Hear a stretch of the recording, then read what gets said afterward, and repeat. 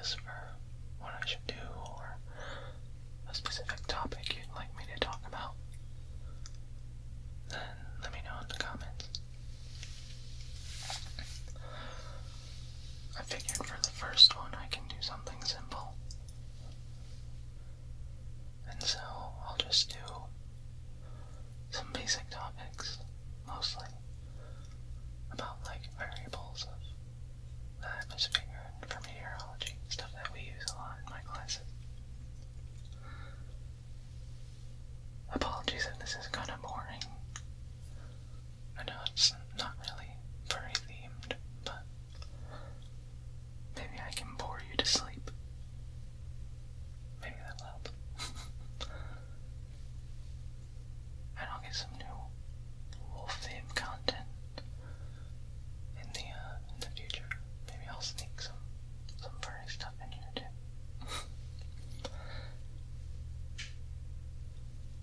Anyways, let's get started. So the first variable I'd like to talk about is pressure. Actually, before I start, I'm gonna kind of assume that people who are listening to this have at least like a high school level of understanding of physics, chemistry, that sort of stuff. Because I don't want to have to go dumb down too much. Otherwise, I'd have to be here for hours.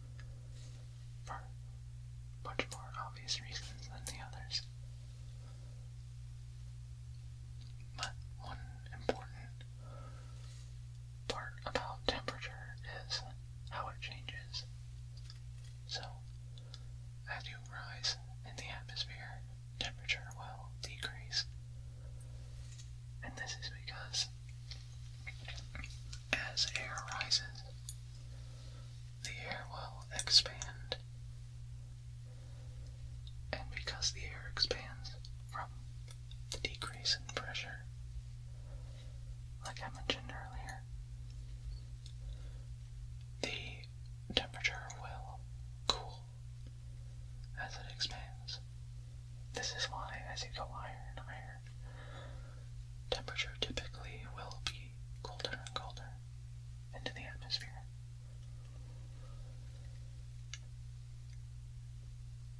Another important part of temperature is how much water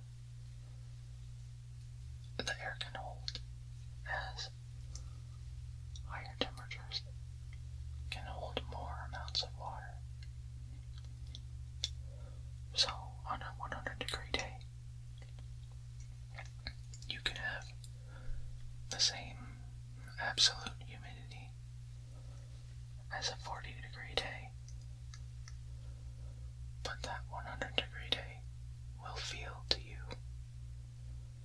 much less humid, and the absolute humidity will be lower than on that 40-degree day, where that could be a high absolute humidity, even up to 100%, at which point the water will start to condense out, and you'll get some fog. Or higher up in the atmosphere, you'll condense and get clouds. That's why fog and clouds are really kind of the same thing, just happening at different heights in the atmosphere.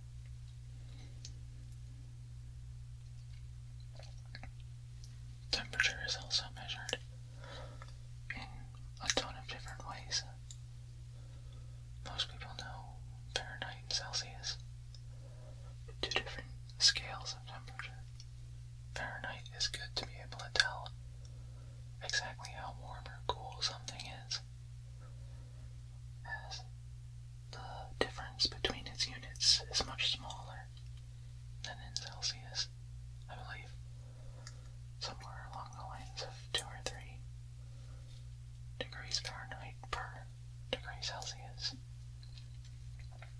But we also use Kelvin, which is the same scale as Celsius, but the numbers for Kelvin are higher than that of Celsius. In Celsius, 0 degrees is the temperature at which water freezes to ice, and Kelvin 0 is where, well, it's absolute 0. So, atoms stop moving. It's kind of a complicated topic, and I honestly don't know enough about it to really talk about it. Kelvin is used in a lot of more specific calculations and applications in the science world. But it really works the same way as Celsius, but instead of it being like 30 degrees Celsius outside, it'd be like 300 degrees Kelvin. Something around there.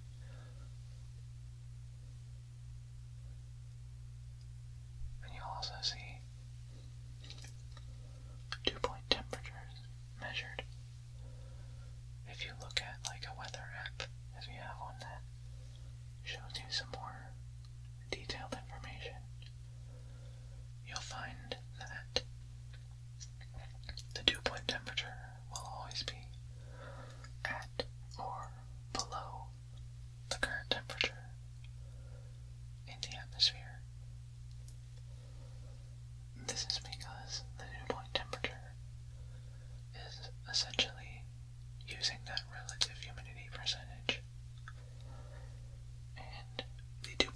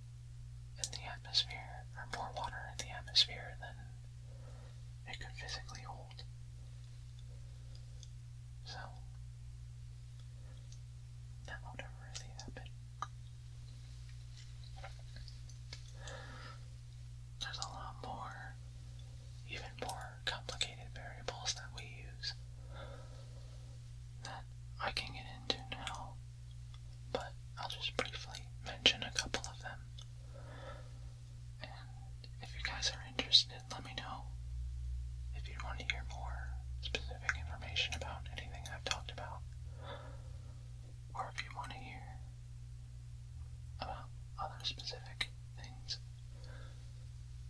then let me know.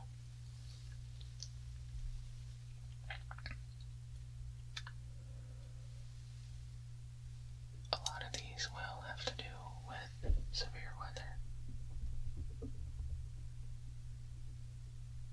as that's what I am interested in a lot of other people.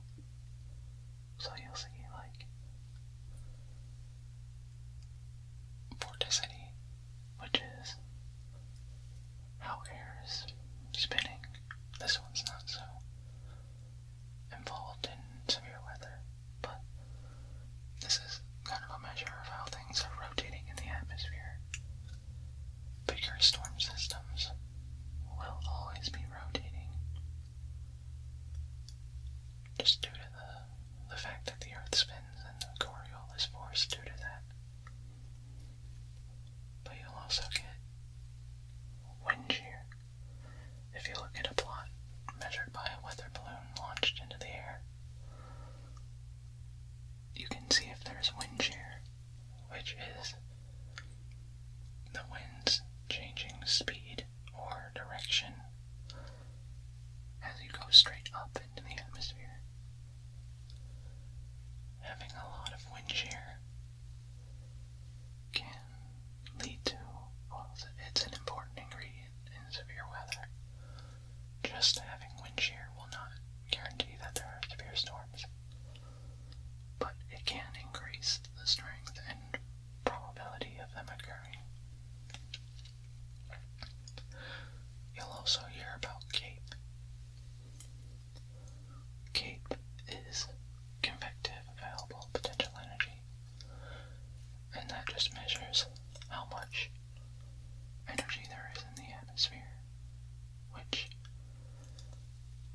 means if there is a high number, then air will rise faster and more violently, and therefore will create stronger storms that can be more powerful, last longer, and high values of CAPE will lead to severe weather like hail, tornadoes, all that sort of fun stuff that people think of when they think of meteorology. I think I've probably rambled enough for one day. I didn't really have a super specific plan going into this. I just thought maybe I could talk about a little bit of it and see if you guys are interested. If you enjoyed this or want to hear more specific things, or if you absolutely hated it and want me to go back to wolf things immediately,